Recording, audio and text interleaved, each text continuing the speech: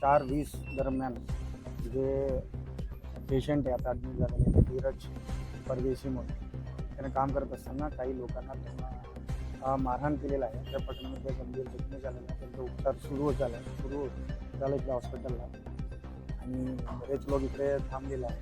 आणि फक्त एवढंच आहे, पूर्ण नगरमध्ये जे नागरिकांना विनंती आहे ते आमच्या लगेच पोलीस कंप्लेंट पण आता दर्ज होत आहे आणि जे लोक केलेलं आहे त्यांना पकडण्यासाठी आमच्या टीम्स ऑलरेडी काम सुरू केलेलं आहे. तो कशासाठी हा घटना घडला, कोण केलेला, त्यांचं कारण काय आहे, त्यांचा शोध सुरू झालेला आहे.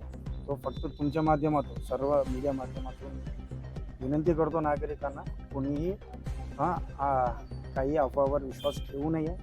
पोलीसला आपलं काम करण्यासाठी तुम्ही पण सहकार्य करा आणि शांतता राखण्यासाठी तुम्ही लोकांना प्लीज कृपया करून पोलीसला सहकार्य करावे. आम्ही आमच्या टीम ऑलरेडी काम सुरू केलेलं आहे. फक्त एवढंच बोलू इच्छितो आणि बाकी लोकांना पण, जे लोक गर्दी करत आहे सर्वांना बोलत आहे, आमचा पूर्णपणे बंदोबस्त पण तयार केलेला आहे. कोणत्याही अफवावर विश्वास ठेवू नये. तो शांत राखण्यासाठी आम्हाला सहकार्य.